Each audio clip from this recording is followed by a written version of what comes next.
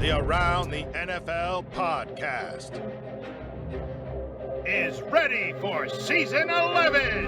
Whoa, from the Chris Wessling podcast studio, it's Around the NFL. My name is Dan Hanzus. I got heroes here, Gregg Rosenthal, Marc Sessler. Yes, season 11 of Around the NFL. It really does feel like football is back now. Finally, Gregg Rosenthal. Football is back. We don't have to sleep again before seeing that game, and it's exciting. It felt like Christmas morning. When I go back and look at some of the early years that we did this show, we look like children compared to the way we look today. We have aged. Yes, we are now old enough that my child woke up this morning and was acting like it was Christmas morning, excited for this game. You've trained that child well. I haven't. He makes all of his own decisions. That's like the father of Todd Marinovich. If anything, he pushes back. Yes, this is a new world for Around the NFL. We have the launch of our NFL Plus partnership. The first episode is up later today, Thursday. Also, you have our preview show here where we preview all of the non-prime time games. That's coming up right now. And then later tonight in your feed, you'll get, yes, our reaction to the kickoff opener between the Chiefs and Lions. So a lot of ATN goodness coming your way. Try to keep up. That's all we can say. It's our biggest season by far, content-wise. Love it. Love it. That reminds me, we got to come up with some new catchphrases for the NFL. We always like to help them out. Send some things up to Park Avenue. Yeah, you've come up with some absolute advertising gems in the past. They never take them, though. They don't. All right. Well, that's something I'm going to work on. All right. So we got much to get to. Because there are 32 teams. 3 primetime games. Did those Wednesday. 3 times 6. 3 times 2 equals 6. That means 13 games to talk about. Greg, I hate to say it because it eats me up, but you are the defending locks champion, which means you get the first overall pick. It is the ATN Game of the Week presented by DraftKings. It's all yours. And a lot of places I could go here. Where is he going to go? I know you're really. I'm nervous because I got the second pick, and I was kind of torn asunder if he picks what I think he's going to pick here. I think you want me to take a certain game, but I'm not going to take it. I want to start my week in the hands of the best, and that's Tony Romo, and that's Jim Nantz, and they're calling Eagles, Patriots in the afternoon. I just feel like that's the way for me to start my season, start my week. Eagles favored by 4 in this game, which sounds about right. But I think the New England Patriots defense, on some level, is a great first test for this Philadelphia Eagles offense because they're built to stop the run. And the Eagles showed us last year they can beat you any different kind of way. But the reason that Bill Belichick has been building up this defense, as he has for the last 3 or 4 years, and he's sort of mentioned that the whole franchise reset after Brady left, and they've been building this team up, and you look at it now, and suddenly I think he has the defense that he wants at all 3 levels, and they can shape shift depending on the week, and they have a really strong looking front that I believe can limit what the Eagles want to do on the ground, and then that leaves A.J. Brown and Devontae Smith on the outside in one-on-one matchups that sure the Eagles are going to feel great about against Christian Gonzalez, against Jack Jones, against Jonathan Jones, now back in his natural position in the slot. But I do think if you lined up all the defenses in the NFL, there's only a couple that are more talented and better coached than the Patriots. I'd put them there in the top 5, and I think this is a very tough first test. If you own some fantasy players on the Eagles, if you're thinking about going over on this total, all that sort of nonsense, I think this Patriots defense is going to make the Eagles fans sweat on Sunday afternoon with Romo watching. Yeah, it's a super intriguing matchup for that reason. I do go back, though, and look at one area that the Patriots struggled with a year ago was against running quarterbacks. They always have. Right? Like Lamar Jackson had 107 yards against them. Justin Fields in that Monday night game fried him for 80+. And now you're dealing with Jalen Hurts, who is maybe the best running quarterback in the league right now. So that's the challenge right there is like, I don't really see an Eagles team that comes out with any defined weaknesses or vast changes from a year ago. I feel like this is the team that can pick up where they left off, and so then it's up to New England with a vanilla offense that doesn't scare me in any way. I think that was last year. That was last year. But they weren't a very good team last year. Bill O'Brien is a lot of things. He's not a vanilla play caller. I don't know if this is going to work, but he's a pretty creative play caller. Yes. What, you think the Patriots going to win this and you don't like it? Is this the pick that you wanted first, by the way? No. I didn't think so. What I don't feel like we should overlook, because what you're saying on the surface is right, Mark, that you look at the Eagles and they look flawless. They look impeccable. But that happens all the time. Like, we look at a team that kicked butt last year and it all came together, and then you just assume it's going to happen again. I'm excited to see what version of the Eagles we get. If this is going to be the same juggernaut, I think they're going to be very good. But I like this as a test that Belichick has had all summer to scheme here and figure out ways to slow down Jalen Hurts, and we'll see if he can. The other side of it that I'm excited to see is finally, because you guys know I loathe the preseason, so I don't take anything out of what Mac Jones did in those games. What I want to see is how he looks now with this fresh start. And the Eagles is a great test. So it's like, I know you have some stock, Greg, in Jones having a bounce-back year. If he plays very well in this game, then last year it was last year. Sure. I'm not going to put it in the same way I look at, like, Trevor Lawrence's first year. I'm not going to give Mac Jones a total pass for last year because I think he could have done some things better himself, both in terms of as a player and some maturity level and some things he was doing on the sidelines and speaking to people he shouldn't have been speaking to and all that. But if he plays well in this game, and let's say they shock the Eagles at home, like all this talk in the summer about the AFC East and the Patriots not even being part of the conversation, everything flips, and Pats fans like you, Greg, are going to be on fire. They sort of have to, because their schedule's so difficult off the jump that if they don't pull off a big upset in the first few weeks, I mean, they do have Miami next week, and then they're at the Jets, at the Cowboys. Man, those are 4 really dangerous defenses. If Mac Jones looks average in those games, or even better than average, then we'll know he's back. It's a time for a reset, and I just think the things he showed as a rookie, where he was a really good rookie NFL quarterback. If you line up all the rookie seasons we've seen for guys who played most of the year, he was way above average, and I think he showed a lot of traits, timing, accuracy, decision-making. That should translate. I'm just worried he's going to get crunched. They put Riley Reif on injured reserve this week. I don't know who's playing right tackle. They say it might be Calvin Anderson, who's the definition of a journeyman and has been hurt and hasn't taken any snaps. They're going to be rotating in a late-round rookie. Like, their offensive line was a mess in the preseason, so that really worries me against this Eagles pass rush, who also has a new coordinator, Sean Desai, and could be cooking up some new schemes. I think there's a lot of unpredictability here with the Eagles, just in terms of their scheme, that they'll throw out week 1 because they have new play callers. Yeah, you do have 2 new coordinators. The offensive coordinator has known Jalen Hurts for ages. He was his QB coach a year ago and has known him since he was young. So I think that transition will be smooth. I think in general, I think the transition for the Eagles will be smooth. I'm looking at James Bradberry and Darius Slay and their ability against a pretty low-octane collection of weapons for New England. That could unleash the pass rush. It's like, this is not an easy matchup for Mac Jones at all, and I don't think it'll be a litmus test, and I think he's going to have a bounce-back season, but this is a tough one out of the gate, and I don't know, just because Tom Brady's going to be there pre-game being celebrated, is that enough emotionally to lift this team? I don't think so. Yes, you don't lose with Tom, with number 12. He's not playing. He's gonna inspire them. That's what they need. Get ready for those stories. If they win, that Tom Brady is Wait, they're doing pregame, not halftime? Presence. I don't even know. They're honoring him. Good point. I don't really know when they're honoring him, but it's nice. That matters to me. It's nice.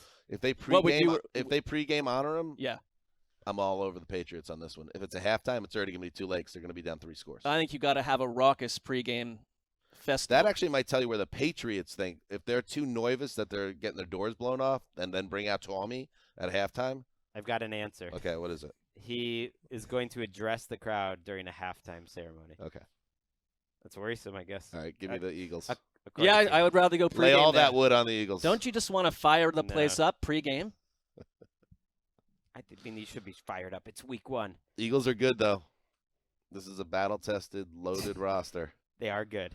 They could just as easily. It's a lot of it. It's, That's Belichick respect. It's like there's another world where this is 40-10, and then the sky is falling. Okay. I'm just saying, if you line up the front for the Eagles, everyone knows how deep their front is.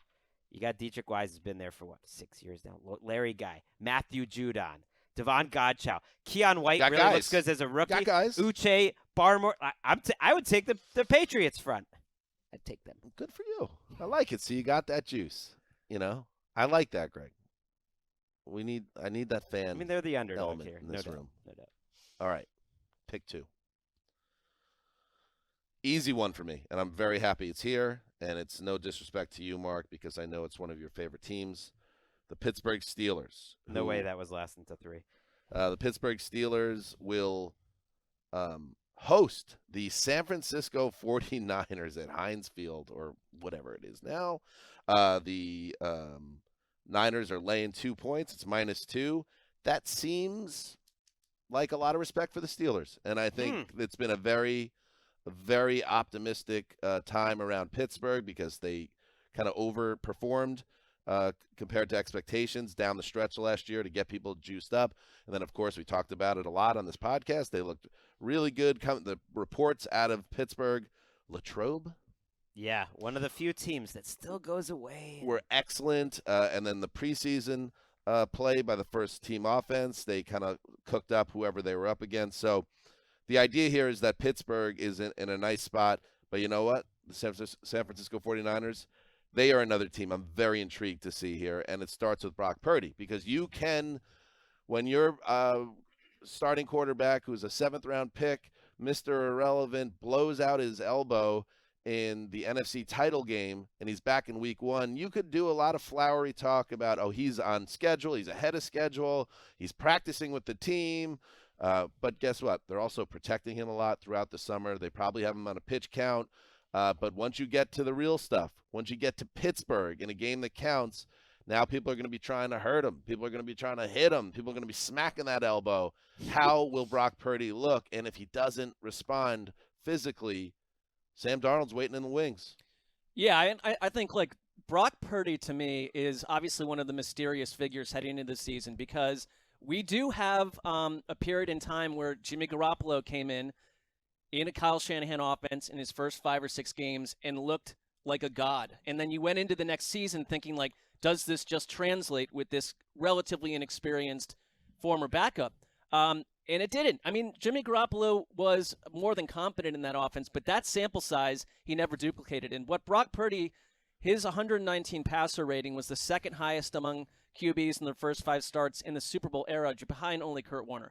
So it's like he was off the charts, and he looked incredible. And it's like, does that translate? I tend to think, just because of the player he is from the neck up and the way that he dealt with incredible pressure and took over a locker room last year, that I think this does translate with Brock Purdy. You got George Kittle is returned to practice this week, and you've got Nick Bosa back. I think these are huge X factors for the Niners. Let's talk about Nick Bosa. Yeah, the largest guaranteed money for a defensive player, the largest total value for a defense player. This is what happens. If you're the next guy to sign a contract and you're at the level of Nick Bosa, defensive player of the year type of guy, then you get the biggest contract, and he waited it out, and he got max money. I'm curious to see how much they're going to play him this week. It always, makes me wonder, like, how important is training camp really when these guys sign for a week before the season and then they come out and they're awesome in week 1? I would guess over under snap count 40, which is maybe like 2/3 of his normal. Enough to make an impact, but plenty. Yeah. But I could be wrong. They could just play him a whole slew and a slew of snaps, and a full complement was the word I was really looking for. I like slew. Yeah, I just wonder, all this talk about the Steelers, like the one fly in the ointment is their offensive line. I think it does look better on paper. I think they're going to be improved.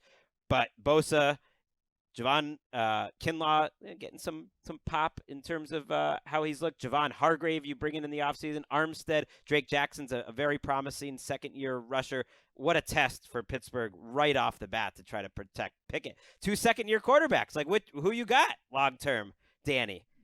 Pickett or Purdy. That's very hard. That's very difficult because in both cases, Pickett was excellent in the last 8 games. As a team, they were excellent, the Steelers, in the last 8 games. But his numbers, I think this gets forgotten a little bit. We just imagined, because I know he had a primetime game, or it was a Saturday night game maybe, where he played really well and they had this nice victory. In those last 8 games, 6.4 yards per attempt, passer rating of 84. He threw 5 touchdowns in the last 8 games. And now only 1 interception, so he was careful with the ball. But this wasn't a guy that was lighting up teams. But my point is, like, and Purdy was he was a rock down the stretch, and it was like every game it was like 2 touchdowns, mistake-free football. So right now, give me Purdy in a battle of 2 small sample sizes, but mostly because of the offense he's in and the coach that he has. Yeah, I mean, he had Christian McCaffrey around him, Deebo Samuel, George Kittle. I mean, in a quality offensive line. Pickett, I mean, is a unfinished product too, but the one thing I like is the accuracy. I think we've had a larger sample size in the preseason. I think that is one area where the preseason matters. Like, Pickett is growing with this young offense, and I think a year ago when he came in, he showed an ability to work the team out of jams. Like, they weren't blowing teams away, but he had a comeback element to his game. And I think you see someone like George Pickens, like you have Najee Harris, Jalen Warren, Calvin Austin is he's their punt return. I mean, just like there's a lot of young players. This is a young offense, and I think the offensive line will be better. And I think that Pickett's the kind of guy that has already showed us that there's another element to his game, and he's a candidate to make a leap. You must have him winning this game. I mean, you're all in on the Steelers. This is a tough. Although you love the Niners too. I do, and I think this reminds me of Eagles Patriots, because this is a tough draw for both teams out of the gate. Well, if you have them as like a 12-win team, they have to win some of these big-time matchups. I because it's in Pittsburgh, you got a West Coast team traveling. Do it. Is he going to do it? I'm not locking this up, no. These are the mental games that I fell for in the past, and I will not this time around. But you're picking Pittsburgh. I'll pick Pittsburgh to win in a very tight game. Yeah, I think 2 points sounds right to me. This should be just about a pick. This is the right time of year to face the 49ers. I don't know if you guys remember way back in 2017 how that Kyle Shanahan era started, with about 9 straight losses. And ever since then, they've been really poor coming out of the gates year after year, other than that 13-3 year where they were just great throughout. Last 3 years, 3-4 to start last season. Remember that? Not really. I don't know. Really? You don't remember that? They were like in the middle. Was that Trey Lance's quarterback, or where were we? For 2 games. Yeah. For 2 games. Okay, it just felt like a totally different universe. They scored 10 in a monsoon, but they were 1-1. I guess. Oh right, that one. Yeah. Okay. You got it. We're back now. 3-3 the year before that, and 3-4 the year before that. So they've been, very just average getting out of the gates under Kyle. That's all. Not like 0-7. No. Yeah. All right. Division has changed too. Mark, you have 2 in a row. What's your first pick? All right. Well, I think that the juiciness of these contests does certainly fall off a little bit after the 2 games you've picked, but I am personally, as you know, very wed to the concept of what the Atlanta Falcons can be. Hell yeah! So I'm going Carolina with Bryce Young at Atlanta. Atlanta minus 3.5. I think the Falcons are. Is it really though? I mean, look at the rest of the board. When Chris Myers goes 3rd overall, it's I am not. No matter what the game is. You know that the announcing team is not the reason. There are a couple I'm doing bangers this. still on the board here, but. I'm going with what fascinates That's me. important. And I think by week 5 or 6, the Falcons, if they are what I think they are going to be a consistent high pick in these drafts, because I think they're one of the stories of the NFC. And I don't know. Because me and you are in these drafts, so you're right. Well, there's that was actually really funny because What? Mark was actually looking at Greg saying that I think by week 6 they're going to be really good. Like, He's right. Please, let's go into our little Falcons world and rise up together. I don't think that it's even. You bet. Let me say this. Yeah. After all this summer talk, you better take care of business at home against the number 1. Oh, absolutely. Against a rookie First quarterback. pick, a rookie quarterback with really not a lot around them. The Panthers clearly in a place where they're figuring things out, and that's okay. Win the damn game. They will. And go 1-0 here. They will. If there's anything I'm most concerned about for Carolina, it's I'm going to obviously be a jerk on Sunday night if the Falcons don't show up in this game. Well, we'll be a jerk on Monday night if the Jets don't show up. Can we be a jerk? Yeah. That's fine. That's fine. Okay. The Falcons already started doing last year what it is they want to do this year. They had 4 games of 200-plus yards on the ground and a bunch over like 150, 160 where they just started running through people. And I think that this isn't a reach in terms of concept. Arthur Smith has already shown an ability to run this offense. You add Bijan Robinson to the situation. Kyle Pitts is back. I think Drake London is a future star at wide receiver. It all comes down to Desmond Ridder. I get it. But I don't think Desmond Ridder I don't think he needs to be the absolute beating heart centerpiece of what they're trying to do on offense. No, he just doesn't have to be. Don't be a liability. And I see what you're saying. I think if you go and look at, he got put into a tough situation post Mariota last season, but he had a couple quarters and a couple games where you started to see that I can see why the team believes in him, why they didn't go trade for Ryan Tannehill. We'll find out in real games if he can do it. I think this Carolina front seven is the kind of front seven. Someone like Derek Brown could be a difference maker in terms of stopping the run, making a difference. I don't know where we are with Brian Burns. He's sort of doing a hold-in situation and how much will he play. But now he's back again. He's so back it's again. Confusing. I think he's back. They're calling it sort of a day-by-day in terms of how much work he gets. I think Bryce Young is going to have a bit of a tough scenario out of the gate. I mean, here. they need Brian Burns knows also the reason he's doing this, which I don't like the move, and I understand. Go get paid, I get it, but this late, it reminds me when SummerSlam '91, where Ultimate Warrior told Vince McMahon the day before the big tag team bout of Hogan and Warrior against Colonel Mustafa and Sergeant Slaughter. It's very Gulf War heavy. Warrior goes, if you don't give me like a 100% raise, I'm not gonna show up at the venue. And Vince was like, all right, we'll give you your raise. And he showed up at the venue, he wrestled, and then Vince fired his ass as soon as the match was over. I'm not saying the Panthers should do that, but he's doing something. A weird move. He's doing an Ultimate Warrior move, which you never go full Warrior. He had 12.5 sacks, 22 QB hits, 17 tackles for loss last year, all career highs. No other Panthers player had more than 7 sacks last year, so they need him to give that push and to make a young quarterback like Desmond Ridder uncomfortable. Well, he's also coming off a fractured ankle. He's very high on my 2024 free agents list.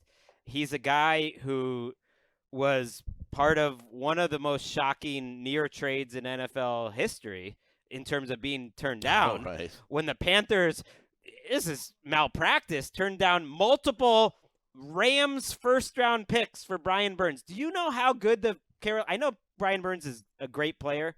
Do you know how good the Panthers would feel right now to own the next 2 Rams first-round picks and Bryce Young? Those could be top 10 picks. That is malpractice. That was a terrible trade offer, and it was even worse, and it was because I think there was a vacuum of power and ownership got involved. I am a little worried that they are a front that could slow down Atlanta compared to other teams. You mentioned Brown and Burns and Justin Houston's there now, and they're somewhat familiar. It's a new defensive coordinator, Ejiro Evero. We'll see, though, because that defense usually kind of invites you to run. They won't against Atlanta, but they're a defense that's trying to prevent the big play. But I just think this isn't Bijan and Arthur Smith in year 1.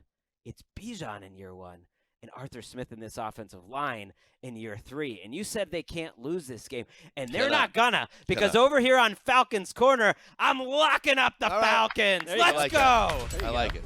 That's a good lock. And again, even though I get a little bit annoyed because there was so much gassing up, I like the Falcons too. I like their chances to be competitive and hang and maybe even win this division. So I think it's a good lock. And just when I say I'm going to be a jerk, it's going to be like the Panthers aren't a very good football team. Now, you could be a jerk to me if the Bills stomp the Jets, but it's the Bills, okay? That's a monster team. You are emotional after we're just Jets being games. Childish to say that we're going to come back on the Jets. I'm just saying it's more what my point is, like, if we agree that the Falcons, it's time to take the next step. You got to win this. Here's a nice, it's on a platter for you to get your season going in a good way. I don't think anyone would disagree with your concept. And one quick thing is just, I do think this is a nice first game for Bryce Young. I do buy the idea that Frank Reich was not showing anything in the preseason, and that I saw some nice anticipation by Young. And the reason I think it's a nice first matchup is I'll believe the Falcons pass rush when I see it. They haven't had one in about 15 years since they're John Abraham. I mean, so they got an okay offensive line. Might be bad, but if they're ever going to look good, it's this week, and Bryce Young and Frank Reich. Like, I think this is a good first matchup for Young to get his feet wet. That's all right. We're 3 games in. Let's take a break, and we'll continue to hit Week 1 preview. All right, we're back. I love it. We are back. Eric, give me some of that music. Give me some of that good old Sam Spence. We are back, baby. Up As She Rises, one of the classics from the NFL Films music vault. For an anthem. Fitting after the rise up of the Atlanta Falcons. Could happen. Certainly within the range of outcomes this season. Bop, bop, bop. Ba-da-da, bop.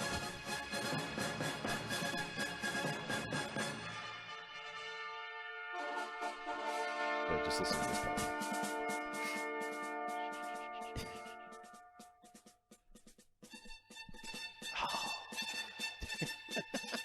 We went from a Dan speech of we gotta hit 5 minutes per game to a minute of total silence as Dan conducts the air. This is what matters most. Up She Rises. Up As She Rises. You know what rises? The 2023 season coming up. Pick 4. Snakes. Back to you, Marc. I want to say one thing. I remember when we spoke with fabulous play-by-play man Kevin Harlan that he told us on the mornings before he announced games, he'd sit in his hotel room in his bed clothing listening to NFL Films blasting off I love that, man. He's a great guy, and you can see it in his production value. Tradition with whenever my father or my brother comes to the Super Bowl, I'll be out working. We're doing the podcast. I will set in the hotel room, and I'll leave a key for him downstairs. I'll have the Sam Spence playlist on repeat, so they come into the room to Spence. I mean, that's the power of that music in our great sport. All right. I'm going to pick a matchup that harkens back to those old days of NFL glory. The Green Bay Packers at the Chicago Bears. Bears -1. Bears have lost. Good pick. I like this. Yes. You know what? You know what's different? I would have avoided this matchup for years on end because the Packers, to me, and the Bears were a lost cause, but the Packers were sort of the same story over and over. And I think this is the time, this is the year where Green Bay, with Jordan Love, with an incredibly young, fascinating group of offensive players, is completely different and new to me, and I'm intrigued. And it has to do with the Bears, too, because I think we've talked about it all offseason. And there's been a bit of assumption that Justin Fields is just going to do what Jalen Hurts did and develop like that. We don't know that at all. But he certainly has a better shot around him to become a better passer with DJ Moore there. Chase Claypool up and down, but he's in that system for another year. I like Cole Kmet. I think this is a team that last year they averaged 130 passing yards per game, the fewest in the NFL by a lot. That's got to change. You've got to have a more balanced offense. I think they know that.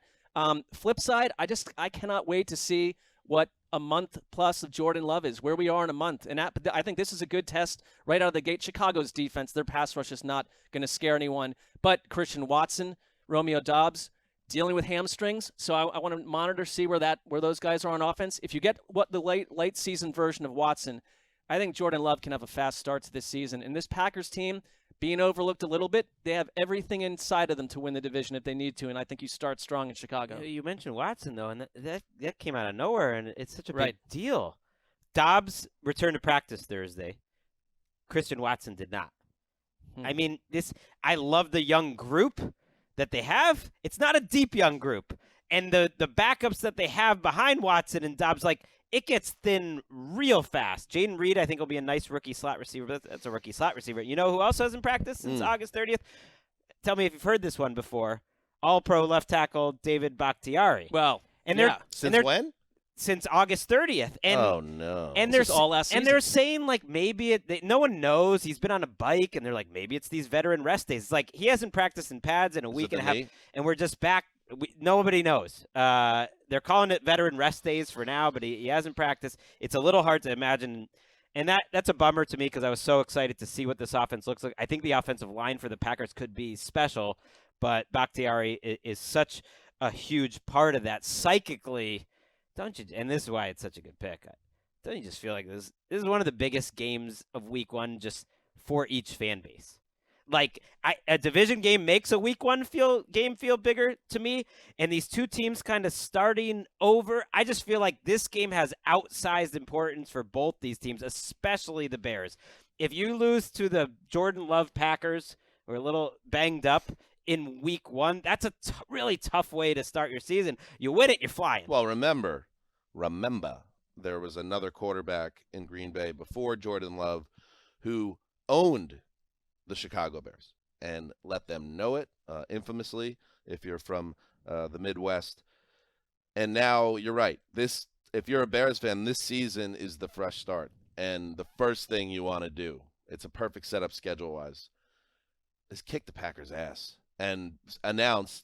Well, listen, we maybe never got to Rodgers, but that's over now. And if they come out of this game and they play well and the offense looks better and the defense handles business and doesn't let Jordan Love become a story of week one, the Bears are loving it. And I think they trended downward in terms of what people, when they were talking about, who's like a wild card team, who can the Bears compete in the division. You heard less of that, I felt like, as the summer went along. But I wouldn't rule it out. I think this division is wide open. And again, like I said earlier, if you get that big week one win, like I was talking about with the Patriots, it kind of changes the complexion of everything overnight. Well, and it would be huge for Matt Eberflus, who I still is somewhat of an anonymous character. The Bears certainly line up as a team that, after their win total a year ago, could jump up by 6-7 wins. I think they're that kind of team. I just think it does so much matter on Justin Fields. Just give me a little pass rush here, Bears. I mean, you got. They didn't go out and get anyone. They didn't go out and get much. You got to do that, Ngakoue, but they didn't get enough. And without Bakhtiari, maybe there's a vulnerability there. It's probably Rashad Weaver at left tackle. But if Jordan Love's protected, we'll get a good chance to see. To me, the test of if you can be an NFL quarterback is if you're protected, can you deliver? It's a fairly low bar. I would say 20 to 25 guys can do that every week. Like Teddy Bridgewater, if you protect him, he's going to be solid. If you protect Love and you have a great running game and I think a good offensive line and they have a good matchup here, I think he's going to be a safer quarterback than people expect. But it's a big test. We haven't seen it. This seems impossible, last note on this game, but it's true. In 2022, modern football, the Bears averaged 130.5 passing yards per game. Well, as mentioned, it was by far the lowest in the NFL. That is. Oh, did you say that? Yeah, but the counter was like they had the most dangerous ground attack out there from a quarterback standpoint. I know, but I feel like you need to get that number up there. You got to get a little, and and the reason why in part the pass rush is not where it is and the defense has a long way to go is that they kind of use this offense to build around Fields, so you're going to want to see it. Yeah. He was pretty electric before he got hurt again. That stretch in November around, he looked like he was about to take over the league. Is that guy hit the ground running this year? A lot to find out. All right, I'm up.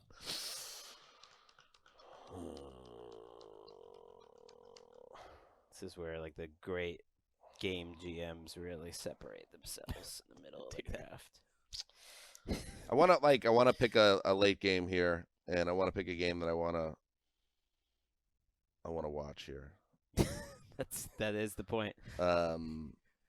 Thinking out loud. Let's see what's going on with the Raiders and Broncos.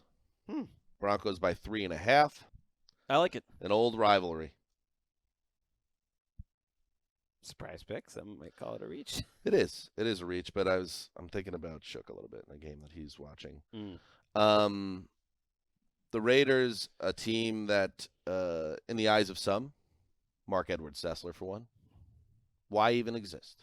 You're not a team to be taken seriously.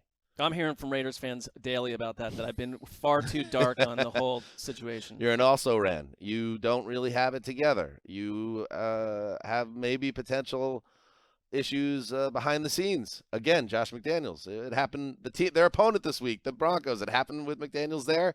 Is it happening again? We don't know. Maybe. Chandler Jones's Instagram was weird.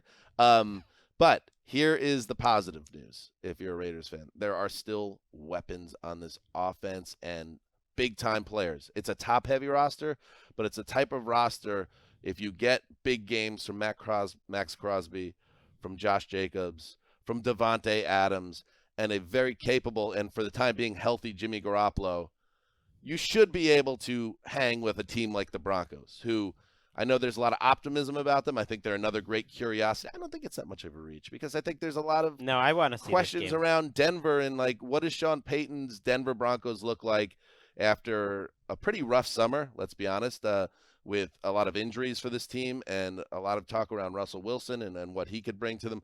So I really like this as an old-school AFC West matchup between a Raiders team that's being overlooked as an also-ran and a Broncos team that's trying to get back to respect, and they think they could compete for a playoff spot. So, interesting. There's a couple things going on with the Broncos that I think are absolute positives.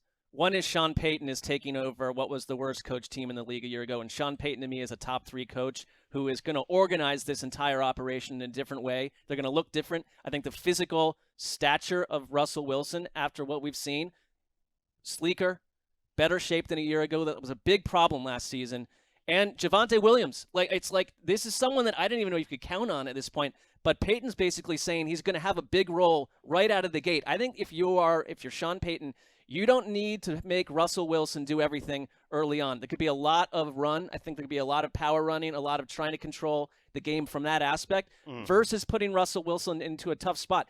But that's one of the biggest stories, obviously, of the entire offseason going into this week. It's a great pick because it's eyes first on where we are with Russell Wilson and Sean Payton. Well, if Russell Wilson had heard these quotes from Sean Payton that they had an ESPN.com was an insider piece by Seth Wickersham in the middle of June, it's all we would have talked about for 2 months. You drop it right before the season, it kind of gets lost in the shuffle.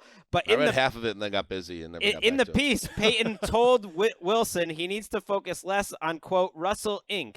Will you bleeping stop kissing all the babies? Payton said, you're not running for public office. Love it. Yeah, I love that. Absolutely love it. I mean, it's good advice. It's harsh. And I think if you're Russell Wilson, you have to worry a little bit about Sean Payton's motivation, and where his heart is, that this is getting out there in the public. If it had stayed private, it's good advice. But it didn't stay private. It got into this article. Sean Payton was just shooting from the hip the entire offseason, apparently, in any interview. Don't you think Sean Payton was told before he took this job, like, you are not attached to the hip to Russell Wilson? You've got Jarrett Stidham. If you want to, he chose to sign Stidham on the first day of free agency for a very aggressive backup quarterback. I just don't think that there was no notion that Sean Payton couldn't break free from this Russell Wilson situation if it is as ugly as it was a year ago. Here's the hierarchy in Denver. He also flamed the GM verbally, so Well, yeah. Here's the hierarchy. Last year, it was Russell Wilson. That's it. Yep. And now this year, it's Sean Payton, and then about eight spots, Kevin Saunders, the GM, and then 5 more spots down. And then maybe Russell Wilson sneaks in. Like, he is no longer viewed as the centerpiece or the guy that is the future, undoubtedly. And I think there's going to be a lot of pressure on Wilson immediately out of the gate this season to do something. Mr. Unlimited. I'd love to talk just like X's and O's. I think Patrick Graham versus Peyton is fun. Devontae Adams versus Patrick Surtain is as good as it gets. I'm curious about the Raiders rookies. Michael Mayer, Tyree Wilson's looking better. But this Chandler Jones thing, we should hit on because it seems quite serious. Like, I don't know what's going on, but he's posting pretty strange Instagram stories. Some of them was going after his coach and GM, but he also sent out, and it's public, so we can talk about it, a fire and rescue team like Work Badge, who's the clinic program manager for the crisis response team in Las Vegas. There was some other very erratic stuff that he said TMZ was coming after him that mentioned a woman involved and then it's hard not to think about Chandler Jones's exit from the Patriots and what that was involved in, and just the way the players are talking about it. And actually, they've tried to keep it all in-house, but something's not right with Chandler Jones, and I think it's more than just he was upset with the team about not going into the building, and he on paper is a really big part of that team, and I think it's absolutely fair to wonder, like, what is his future with this team? What is his future playing football, at least in the medium to long term? And Chandler Jones, he gets after the quarterback for a living. Russell Wilson sacked 55 times last year, tied for the most in the NFL, career high. So they redid their offensive line. We're going to want to see how that looks. Because Wilson, the old sack of potatoes thing, and he's more svelte and he's moving better, but the line needs to be better as well. And he needs to be quicker with his decision-making. I think Sean Payton probably, when you think about it, is the perfect coach to come in and tell him things like, stop kissing babies. Like, you're not as good as you thought you were. It's time now to start over. And does that get through to Russell Wilson? Well, I don't know. That's the question. I don't know, Mr. Unlimited. I don't know if he has that capacity to be humbled in that way and start over, or if he's thinking to himself, this guy doesn't really understand. He may be, but he also We'll see. hasn't lashed out in reverse. I think he's handled it at least front facing pretty well. He doesn't do that though. You know what I mean? He's like such a positive guy. It'll be interesting. He's been challenged, no doubt, on a number of levels, both in the media, from the public, and even with a new quarterback in the building there who could be ready to take over because Peyton brought him in. Mr. Unlimited. All right. It is time for Greg to make his second pick. I take it back. It wasn't a reach. I really want to see that game. Gotcha. You I want to trade? am. We'll Give see. me a first-round pick next week? We'll see if you're interested in the Tennessee Titans at the New Orleans Saints. Have fun. Little intra-conference. Did Oh, we ever no. figure this Oh, out? no. I don't know. No, I don't. I think it's Inter- interconference. Saints Conference favored. first conference. Saints favored by 3 in this game, which is the official desert position of I don't know, which actually is a little less respect than I would have expected for the Saints, and a little more respect for the Titans than I would have expected, because it's definitely I don't know type of line, and it's gonna be the first game I watch all year, which just feels weird that this is it. 10 a.m. start. I don't know if all the Saints hype is real. The Saints fan base is usually pretty skeptical, I've actually found. That they're doubters, and yet they're buying in, and I guess I'm buying in because I found myself in my first fantasy draft in, I believe, a decade on Wednesday night, and I walked out of it with Kamara, who I just love the value. Oh, please. Everybody knew you were going to end But I also wound up with Juwan Johnson and Michael Thomas very late, too, and I am knee-deep in Saints offense. No Olave, no Derek Carr. I mean, none of them. I mean, these were good value. They were very late in the draft, like rounds. Did you 11. handcuff Jamal Williams? I didn't do that. Okay. Well, You know, You're a little rusty, it sounds like. I mean, we'll see. I like the look. Ship lost at sea. I like the look of my team. This matchup could course correct all that optimism to me, because I think everyone's been sleeping on this Titans front. That they're healthy, that they're back, that they have continuity with Danico Autry and Jeffrey Simmons, all the guys that you know, and some of the guys coming back at the linebacker position, and really deep in terms of their safety group. Like, I like this Titans defense. I think it could be a top 7 or 8 type of unit, and I think it's an immediate test for this Saints offensive line, which Trevor Penny at left tackle, we'll see if he makes a big second-year step. He barely got on the field a year ago. He's looked a little iffy in preseason. We'll see.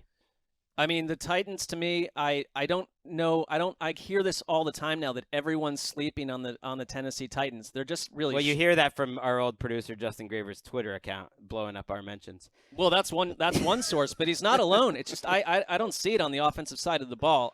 You're right that they were the best run defense in the league last year, and one of the worst pass defenses. So I did think it's an opportunity for Chris Olave, for Derek Carr, for the rest of that crew to go down up and down the field on them if they want. I know that they're so well coached, but they lost 7 games in a row to end last season. Don't you think it was? Yeah, it was mostly the offense. You're right, and it was mostly not. What about the offense at this stage gives you a lot of optimism that they can hang in games? Just that they shuffle it's not optimism, but it's hope, and it's hope season. Just that they shuffle the deck on the offensive line. Yeah, I just don't like their offensive line. Dillard, Skoronski, like those guys, they put a lot into it. Daniel Brunskill's played a lot for the 49ers. You have Hopkins. Can Hopkins be a 1 still? I think people are throwing him into this Julio Jones in Tennessee bucket. He's not there. He's going to be better than that. That's fair. For the record, after he came back from a suspension, there was a lot of talk and some popping of the hood on the advanced stats that he didn't have the same separation ability, and that's to be understood at this age. But he also was probably on pace for 110 catches and was well over 1,000 yards receiving. This Julio Jones was a guy who in the last few years couldn't stay on the field and was not a difference maker at all. So Hopkins, if he could stay healthy, I think absolutely can play the guitar. I guess I have more questions about Ryan Tannehill, who is another year older. He's been beat up now. Last year, he struggled, obviously, to stay on the field. His numbers were depressed as a result, as was the offense. And his last 2 seasons, he's been kind of in decline statistically. Can he have a bounce back? Absolutely. But I kind of got to see it. I love the Saints in this game, Greggy. I would think I locked up the Chiefs yesterday. But the Saints are at the Superdome. I think Derek Carr in this offense is going to be better than people think. I think they're going to be a top 10 offense. And I think they take care of business here. I would tend to agree. I would take the Titans in this game, but maybe I was swayed by this Michael Thomas tweet on September 6th. Quote, "Revenge, how I show my anger, my facial expression ain't changing." And I don't know. There's something about the whole Just Michael play 15 games, Mike. the whole Michael Thomas I can't do it experiment. anymore. It's definitely that cliched wide receiver tweet. The enemy speaks kindly and holds a knife. Like Michael Thomas is the king of that. And if they could just get 80% of Michael Thomas, that guy is the heartbeat of that team. He's a leader. That's what the season's hinging on. I'm maybe less they're in bullish. trouble. Yeah, maybe they're in because trouble. it's been too much now. The Last heartbeat year, of the team. I think so. I think he is a rare personality and leader in terms of the work that he puts in and the way he plays football, that like guys look to him as just like an incredible athlete in person. And I think it's really hurt them, obviously, without him the last few years. Oh, we're back to me. I thought of taking the pick before. What would it have mattered? Texans, Ravens. You might say, oh, Greg, that's a 10-point spread. Why would you take a game like that right now? And I would say this Ravens team is as fascinating and unknown as maybe any team with the same head coach and quarterback in the entire NFL. I can't wait to see Lamar Jackson. We haven't seen him at all. They didn't play a lick of the preseason. Neither did Odell Beckham. Zay Flowers did a little bit. Neither did Rashad Bateman. I love it, and it's going up against a defense that I think is pretty well suited to slow them down. I think the Texans have a really improved defense, and no, I'm not going to lock it up. What are you talking about? But I think they could slow them down. We've talked through that. Their secondary is better. Derek Stingley wants to step up in year 2. Jalen Petrie is a possible safety, all-pro type of safety. I really like the Jimmy Ward signing. Steven Nelson is a really good veteran cornerback. This is a nice little matchup when the Ravens have the ball. Will Anderson's rushing at Lamar Jackson. I haven't even gotten to Stroud, but to me this is a very fresh, a new game, and I think it'll be if I had to pick, and I do, on Friday on game debut, I'm taking the Texans to cover the 10 points at least. That is the biggest spread here in week 1. I think that you've got an opportunity if you're the Texans. I think D'Amico Ryans is going to I really like everything I'm hearing from his players. In general, I think he's a change agent. I think he's going to come in and have their defense playing as well as possible. And if you're the Ravens, Mark Andrews is banged up right now. Mm-hmm. Ronnie Stanley is dealing with an ankle. He's practicing. Like, that's not great. And I just think that is it going to take some time? Everyone's like, oh, this will be Lamar Jackson's, like, biggest opportunity to make a big jump in different way through the air and stuff. It's like, by the way, like the whole Gregg Roman thing, I get it that it got stale. You built an entire offense around what Lamar Jackson does well. So this is going to take some time to go and change what you do. And these things, you even look at like Matt Ryan and Kyle Shanahan in Atlanta. That second season, MVP season. But first time around, it took Matt Ryan time to kind of figure out how that system worked. And do we just assume that we get Baltimore's offense from the jump? No. That could take weeks, months. It could take a month. Todd Monken isn't exactly Bill Walsh. So no, the idea we needed to get Greg Roman out. Okay, all right, and they were right. It was time for a fresh mind. But I don't automatically assume now Todd Monken rolls in and does whatever Lamar Jackson wants, and the offense is going to get flying.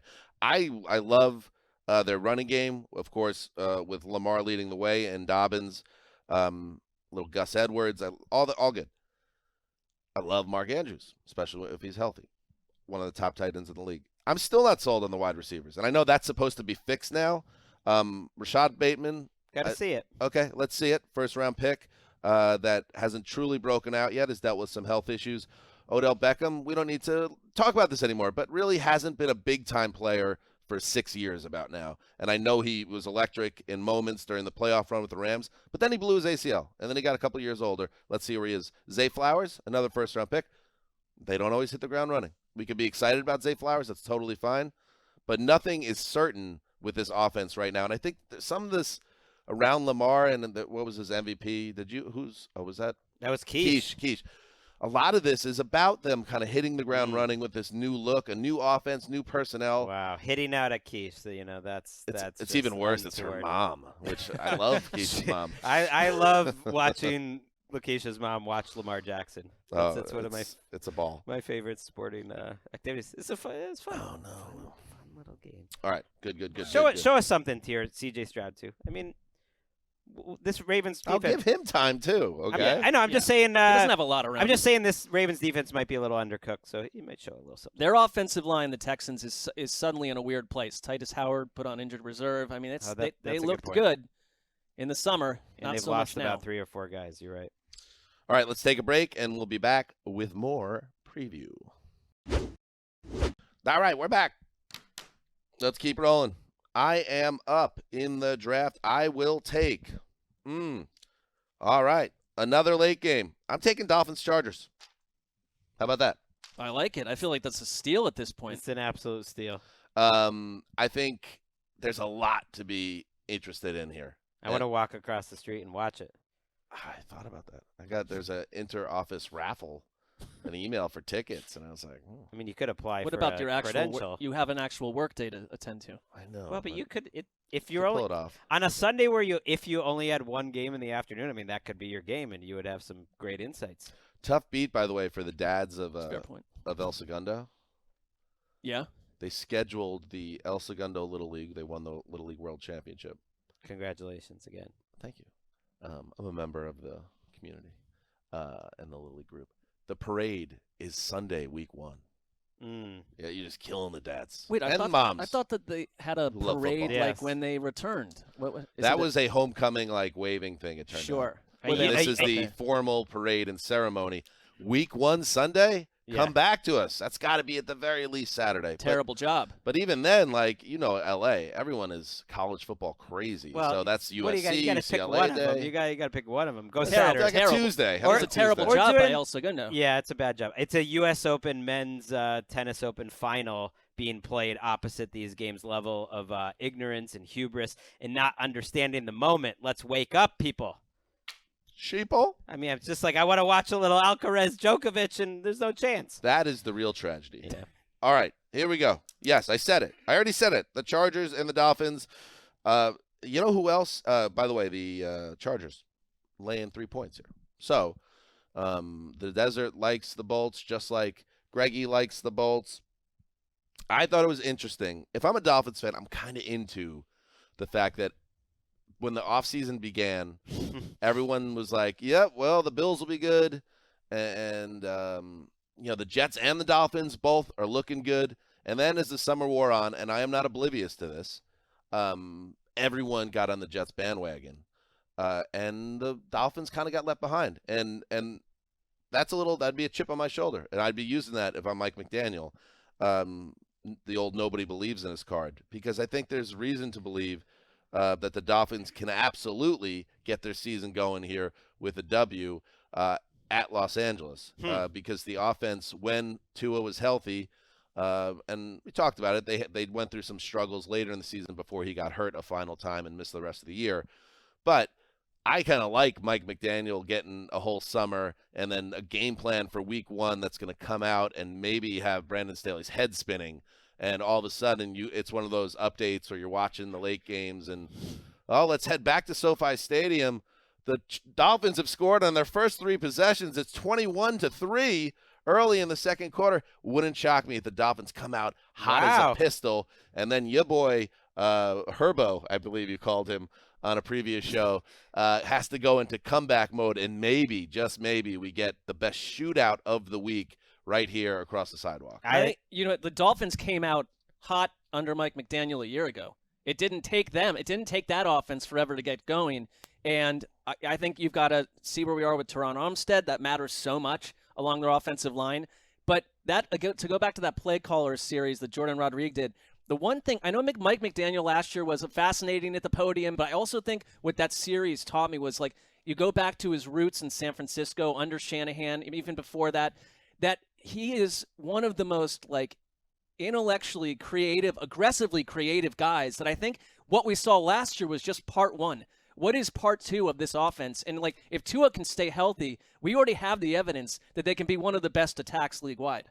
I'm with you, and yet Brandon Staley handed him his lunch. I would say it's Brandon Staley's best moment as a coach. They got worked. They stymied them. The Monday night game. The Monday night game, Yeah. Dolphins, Chargers, Emmanuel Acho, and someone else was Tua Herbert. I'm glad we're not really getting that this week one. God, don't bring that up. Because that's sorry, because look, it's not a referendum on Tua, but the defense of the Chargers had a great game plan and did a great job really slowing down this Dolphins attack. So it's a revenge game, really, for McDaniel and Tua, because that was a healthy Tua.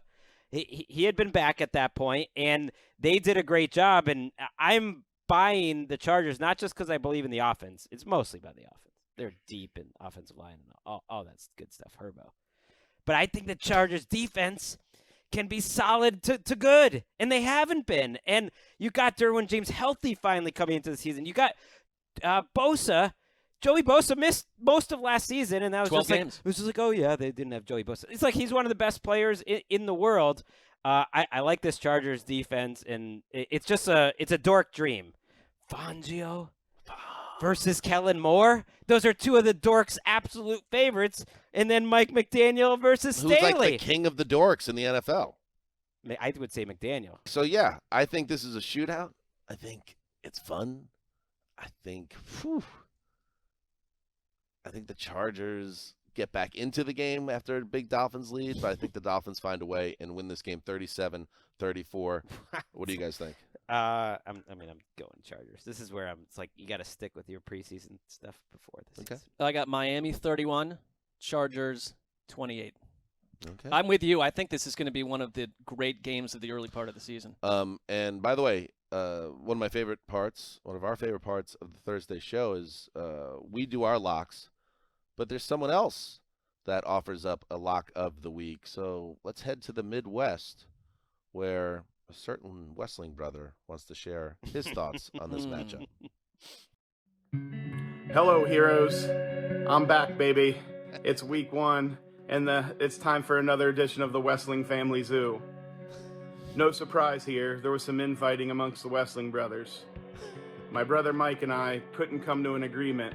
Mike's in the mix. We went back and forth. I wanted to take the Rosenthal approach, take the 6-point favorite with the Seattle Seahawks. He said, no.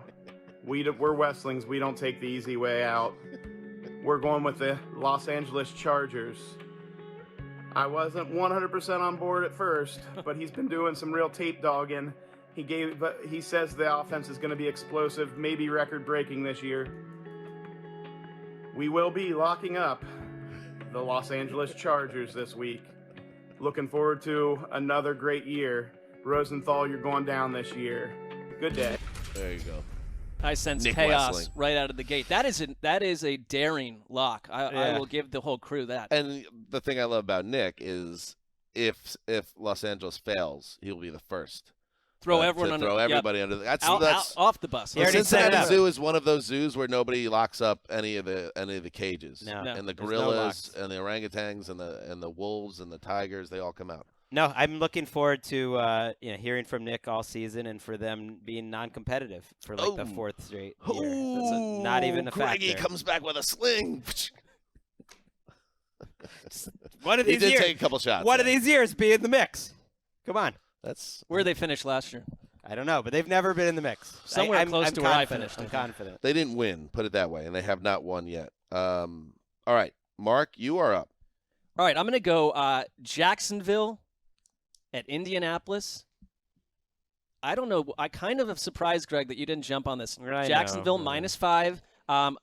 Not saying the game is going to be the competition of the season, but it's our first look at Anthony Richardson. Yes, which is Greg like, wants the bang. Jaguars contracted from the league, so that's why he's saying There away is from this that. one. Yeah. There is that. There's sometimes you have games. I just thought you would jump on Anthony Richardson. 'cause either can't wait to that's see. my first pick, or I want that It's a to good one. just. It's a good I value want pick. that to be a game pass, or Sure. what is it now? It's I wanted that to be my NFL Plus. First thing I turn on. Okay.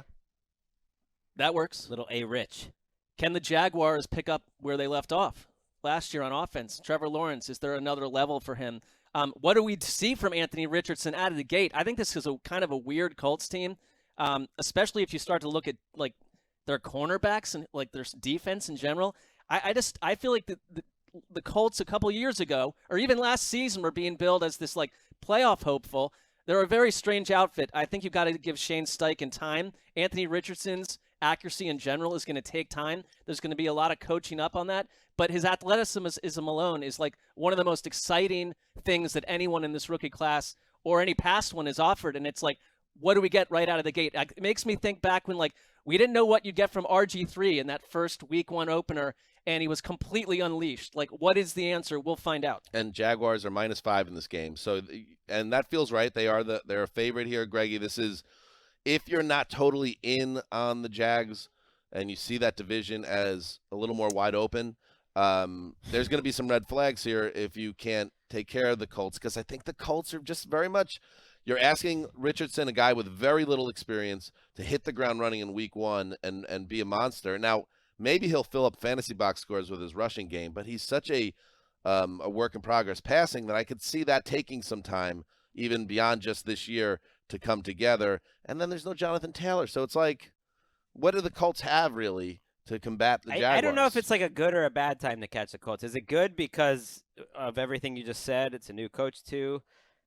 You mentioned the secondary. They are starting gentlemen by the name of Dallas Flowers and Darrell Baker at cornerback. It's a cool name, Dallas. They I like that. were both, and I was like, did they draft them? Because they took a lot of draft picks. But no, they were undrafted players from last year who are now starting for them. So, but it's kind of the element of surprise with Richardson, so maybe it's a bad thing. And then you said, like, it would be very concerning.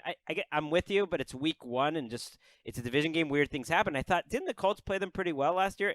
And I remember the Colts beat them last year. They beat them in one of those games in Indianapolis. They won that game 34-27. A nice little moment for Matt Ryan. They also got shut out in the other matchup. But it's like weird things happen in division games, and I don't know. I feel like I'm not going to take anything away from this game other than however Richardson plays. And, we talked about Trevor Lawrence is really a long shot for MVP, despite showing really substantial growth as a franchise quarterback. Just saying, like, desert people, like, if he throws 4 touchdowns in this game and for 380 yards, you might be kicking yourself. Yeah, and you've added this season could really get off to a flying start. This is a nice setup again for a defense contender. Could really stink this year. They could, and also underrated. We haven't seen Calvin Ridley in this offense yet, and I think that is one of the Jaguars sort of mysteriously did nothing this offseason to patch up a defense that was a problem all last year and maybe just as bad. They spent so much money the year before. They did, but it didn't translate to defense. Yeah. But their offense, they've added more weapons, and I don't know. I think Trevor Lawrence is like, I don't get the whole MVP being overlooked for MVP. Like, he's got a good chance. All right. Cincinnati -2.5 at Cleveland. I think Cleveland is another one of these, like, they're the opposite of the Jaguars on defense. They did so much to shore up their defense. I think it starts with the fact that Jim Schwartz runs it's a whole new thing where it's like last year there was too much thought and the defensive guys were just not able to unleash the way they wanted. Now you've got Shelby Harris, Cesaria Smith, Agbo Arankwa. I am, because I know this is a bit. Like, I don't know what the bit is. I think the bit is Mark going to slide back into being a Browns fan? I don't feel it. I hear.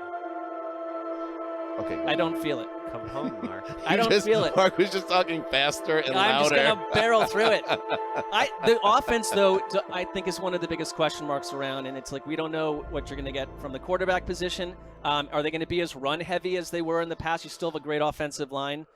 Joe Burrow has really struggled against the Browns. It's one of these weird outliers where he's, like, excellent against the Chiefs, but his performances against Cleveland have been a mess. That Monday night game a year ago was like, what happened to the Bengals? The Halloween game. What happened to the Bengals in that game? And it happened the year before. And so it's like, does that continue? And we haven't seen Burrow, obviously. It's like he's healthy, he's practicing, but it's like there are some X factors rolling into this one. The Burrow health question, I think, is very real entering this game. And I'm on record. I think Cleveland's going to be a good team this year. I think they're going to win 10 games, and I think they're going to be in the playoffs. So, like, wow. Again, as a catapult for a season, the dog pound's going to be going off. And the team is obviously complicated in terms of the Deshaun Watson side of things. But they are one of the great mysteries of week 1 for me, because it would not surprise me if they look very good. Now, Greg, I'll point it out. They didn't have rave reviews throughout the summer and how the offense looks. So that might come to fruition. It'll be like, well, yes, they stunk out the joint. The Bengals lit them up. and what is up with this offense. But it's one of those things that I kind of enjoy about week one. It's a litmus test now for what did all that mean versus now the lights are on and you have a very good play caller with the opportunity who kind of looks like George Clooney. We forget about that.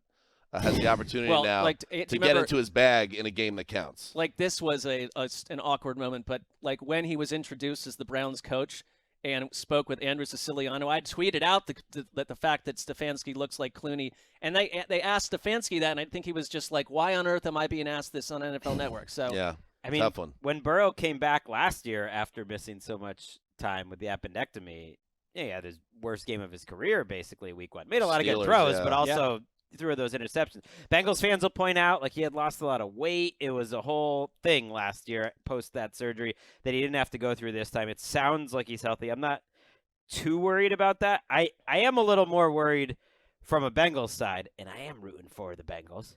Not just because of the Cincinnati Zoo. I don't even know how they feel about the Bengals right now. And the Cincinnati Zoo lights you up every chance they get. Right, that's a good point.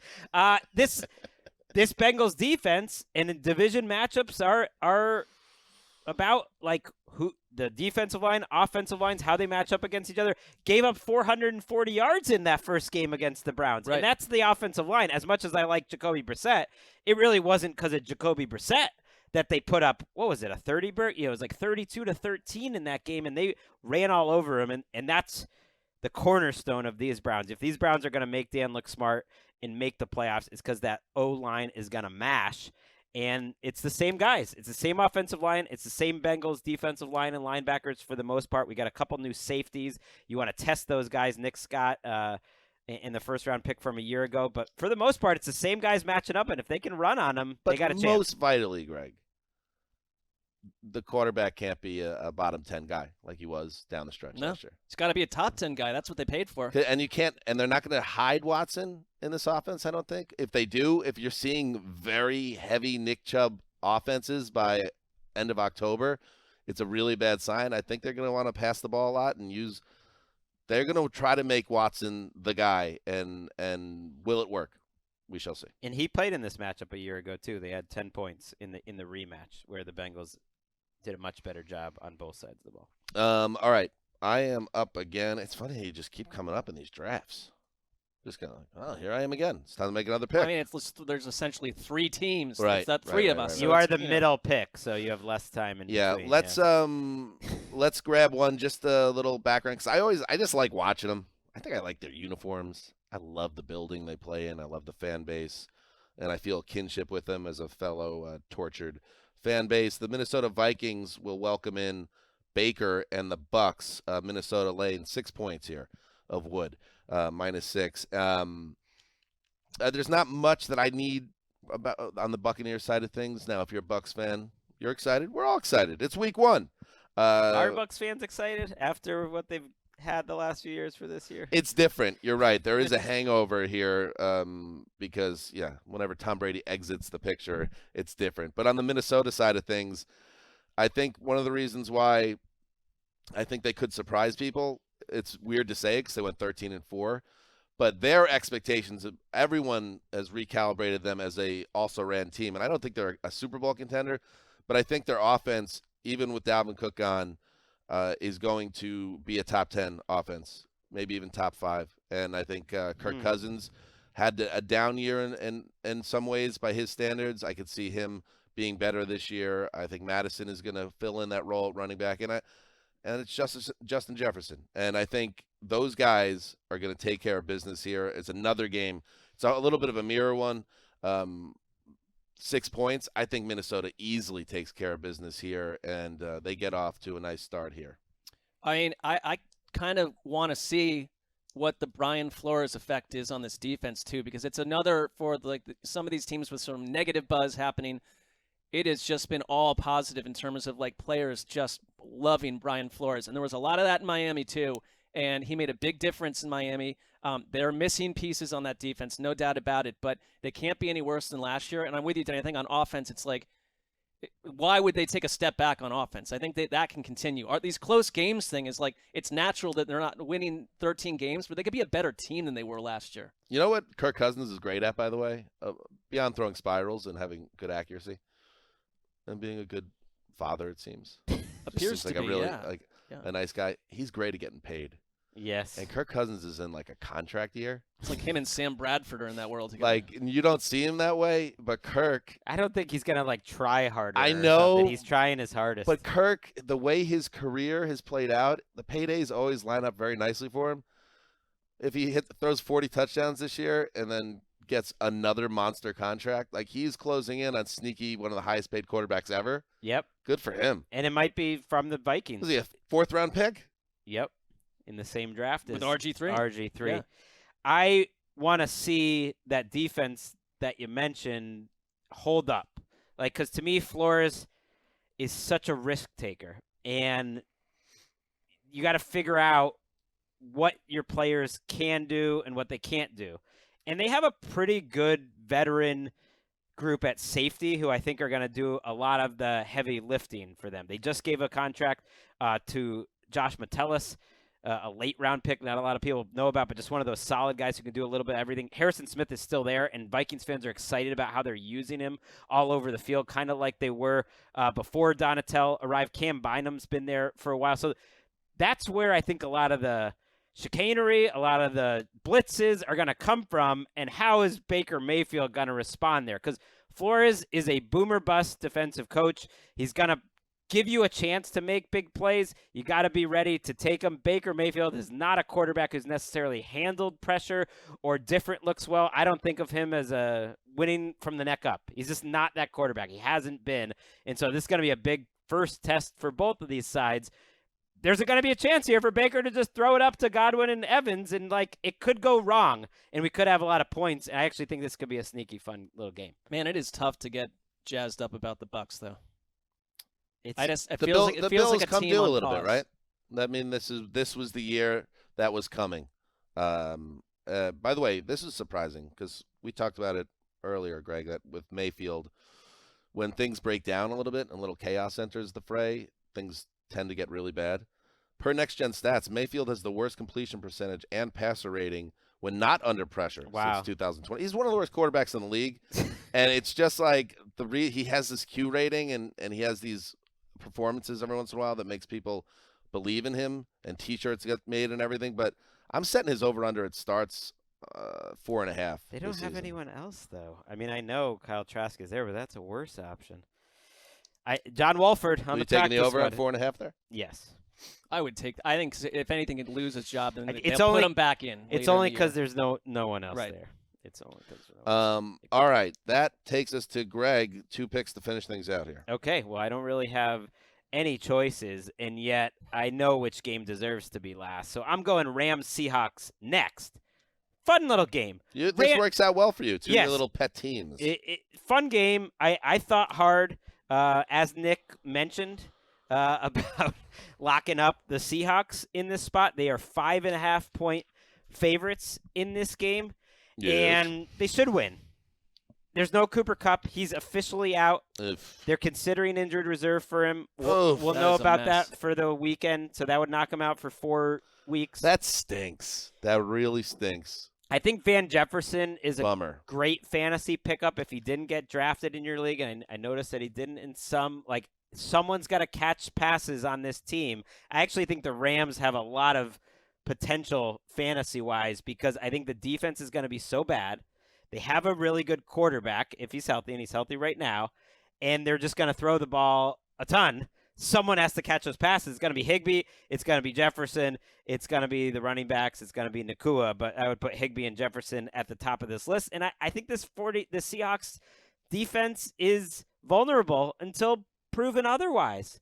They don't have Devin Witherspoon. I don't think he's going to play in this game. They're rookie top 5 pick. Adams isn't back, and they just haven't been consistent. And then you think about when they played last year. Maybe you don't think about it at all. I think about it. We're a Rams household because of my daughter. She lives and dies by Rams-Seahawks. And you know what those two Rams-Seahawks games were? They were barn burners with Baker Mayfield at quarterback that went down to the very last second. One of them in overtime. The Seahawks did manage to get through each of them, but it's a reminder this is a matchup that has traditionally really favored McVay.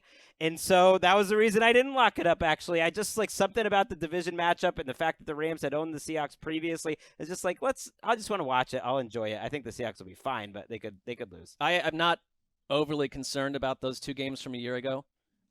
Baker Mayfield and John Wolford nearly slayed the Seahawks twice. So that there's that. It's out there. But Jackson Smith and Jigba practicing again. I think the Seahawks offense, we know the wide receiver group has a chance to be just phenomenal. Two of them already are. And Geno, he did fall off a cliff a little bit in certain respects down the stretch last year. But I think you're going to get the Geno Smith that you got for the vast majority of the season. And you have no Cooper Kupp. This Rams team on defense is a high school team half the time. They are. There's like all these guys that talk about like the most anonymous defense we've seen in years. Bro, these are pros, bros. I'm locking up Seattle. I don't care what anyone says. This is my lock. I feel confident. I got to come out of the gate and go like 7-0 or 8-0 to start this season, and it starts right here. I respect it. Has the line moved since the Cooper? No, yes, 2-5.5. I think it was. 2-5. Yeah, it was tighter 4.5. Yeah, that's similar. Man, that is. We're not. I would think with Cooper Kupp out of the game, that should be out of the lock zone. Now you're safe as long as it's not moved before the show. It's not even close though. It's at 5.5. It's still a 1.5 away. How did the Rams win this game on the road without Cooper Kupp? What do they coaching? And it's football. We talk about all this. Oh, it's football. Yes, but it's a good explanation why there's literally only one spread that is over 7 points this week, because it's football, and these teams are not as – we convince ourselves that they're so different. And like the Seahawks last year and the Rams, you think of them as so different, right? But the two times they played, it came down to one play. It came down to needing a play at the end of the game from Geno. And because he's Geno Smith, and frankly, he's been underrepresented on this podcast this offseason, he came through in a big spot. And so that's why you're going to lock it up. What? I just think there's a talent disparity and a road element to this. And I just think we overrate the differences between these teams on a week-to-week basis. Vegas knows better than us in this way. That's fine. Believe. But I think the Rams defense, it's not just Geno Smith. I think they can run all over on this defense. Yes. And I can take some things away from the preseason, and it's like they were manhandled on the ground. Yes. There is just not a lot of evidence that they can stop anyone. I love me a little Zach Charbonnet in this game, but also keep an eye on the Rams running game. I trust our friend Jordan Rodriguez, and I think that's how Sean McVay sees this season being different. They're going to unveil a lot of new fun stuff in terms of the running game with Akers and Kyron Williams, and they might be pretty effective running too. As Bob Saleh said on Hard Knocks, the season is a climb. It's Mount Everest. Just getting to this point is base camp, and there's a long way to go. And I refer to Fox's Adam Amin, Mark Schlereth, and Christina Pink, who are tasked with traveling to Landover for Cardinals I thought we were at done. Commanders, the final game. I'm sorry. So for Adam, Mark, and Christina, move up that pyramid at Fox, and you won't be assigned to this game in the future. Oh. Right now, that's where you're at, and that's where we're at. Last game. Well, you know what? This is not – they actually do rank the teams. They are not the bottom team. They're, like, actually in the middle. Guess what? There's a text thread with Adam, Mark, and Christine on it, like WTF. Yeah. We're not at the bottom. They Why feel are that we way. At the bottom. Yeah, Right. I guess it's that the Commanders have a nice audience. I don't know. They renamed the thread WTF. I like this game enough because it involves the Commandos, my sneaky playoff team. They're 7-point favorites. I mean, even in this game. Like this game enough. This is one of the Greg. I do because You like them all, Greg. We week like your one passion. I do. Week one I do. Yes. They're all special teams that we don't know about. Cardinals I'm less interested in. Sam Howell I'm very interested in. Terry McLaurin back at practice. Sounds like he might play. We'll see. Just a little word of advice like, yeah, turf toe's a pain. Maybe Let's take just- this one. Yeah. Let's just look at the Cardinals as maybe a week we can handle things Sure. with Jahan Dotson. With Logan I like Thomas that. is back in the mix, with our running game, and with our defense. And that's where I really worry about the Cardinals. I think Josh Dobbs is going to start this game according to Rap Sheet, even though the coach for Arizona will not disclose who is starting, Mark. Is that kept you up at nights? It has kept me up. Competition. based decision. He says it could be Clayton Tune, it could be Josh Dobbs, but Ian Rappaport I says think it's going to Dobbs. be. I think first of all, Dobbs was brought in by the OC who was his essentially QB coach a year ago. So there's got to be some connective tissue there. I think Sam Howell makes this spicy. I really do, because it's like we saw a lot in the preseason. We saw at the end of last year, and like they're an intriguing team to me because of this. I think that Greg, I think you have them as a playoff team, right? Your final wildcard team. I do. Go in and handle business. But Sam Howell makes them. They have been a tough watch for years on end. And I feel differently about him right now if he can play. Go be special, Commanders D-line. I've been talking you up. This is not necessarily a great Cardinals offensive line, although it's probably one of the parts of the teams they feel best about. But they could make Josh Dobbs' life trouble. This is a late in the afternoon Game Pass knockout. This is last. It's going to knock you out. This is last. It's one of those ones you fall asleep on your on. NFL Plus list. Yeah, it's that old one where you start nodding off and you got to keep on rewinding back. Yep. And then get up, walk around. You realize that you nodded off again, and all of a sudden you're an hour deep into this project of watching the game. Unless Sam Howell lights up the world, and then again, and that's why Week 1 is beautiful. Perfect landing spot for Week 1 for the Commandos, and how they light up the Cards. All of a sudden, like, oh, maybe Washington is a player here, and Howell is the guy that they're talking about. He is now. Keep in mind the opponent, but nice start for them. It's going to be tough for Take the care of Cardinals business. without, though, their team captain, Kyler Murray. I thought that was very interesting. They named Kyler Murray the team captain, one of the few.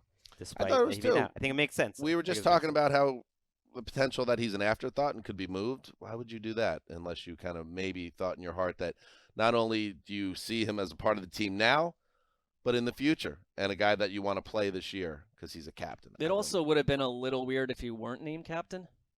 I know he's hurt, but he is your franchise quarterback. You could, but yeah. But you're right. There's that side of it as well. Good stuff. Anything else? That's Week 1, the preview. Like I said, we will have the Thursday night recap for you to enjoy. You will have an NFL Plus premiere. The Dreamatorium comes alive for Around the NFL. So if you have an NFL Plus subscription or on DAZN in international territories, that's where you can find that program. Football's back, Greg. Football's It's back. Really here. Heed the call.